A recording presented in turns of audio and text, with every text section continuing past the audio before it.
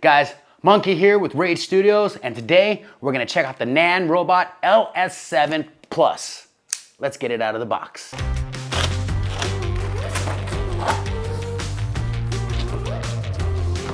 Huh? It's a box inside another box. The quick start guide, get ready to ride.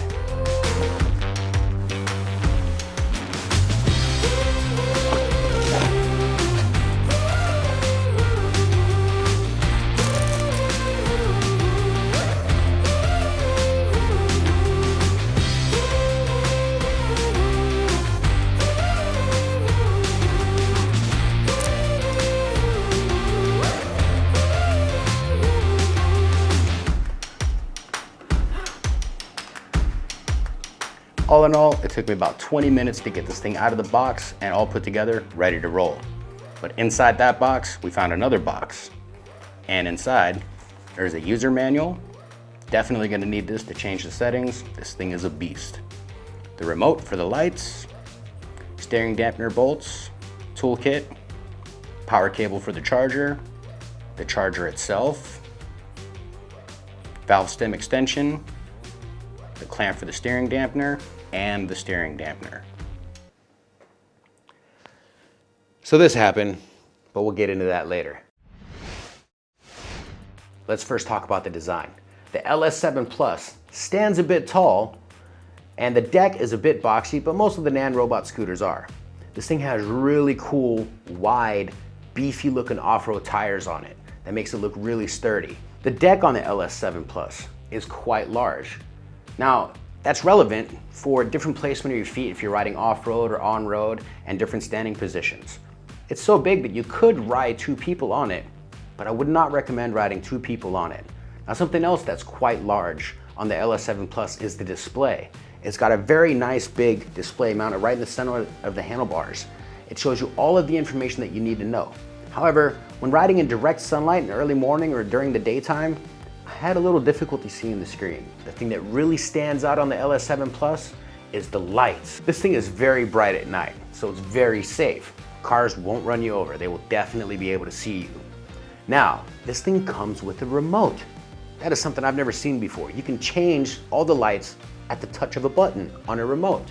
You can change it to any solid color that you want, or you can go full automatic, represent the alphabet people, make it look like a Vegas strip club, or you can go full psychedelic. The LS7 Plus, the stem, does fold down for transportation. However, me and my producer Gabby, we tried to fit it into his four-door sedan and we struggled really badly to get it in there.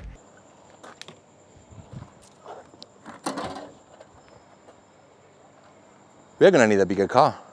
It did fit, but it took a lot of maneuvering and creative thinking to get it in there. So for transportation, you're most likely gonna need an SUV or a van or maybe a pickup truck. You can fit it in a sedan, but be prepared to struggle to get it in there.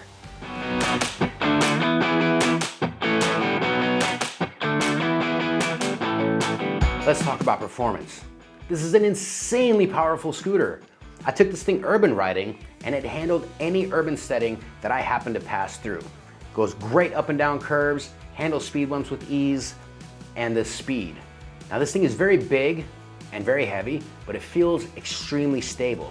The steering dampener really helps reduce speed wobble when you're going at high speeds. I felt so confident on this thing that I could pass cars in traffic. We did a speed test and I got it up to 80 kilometers an hour.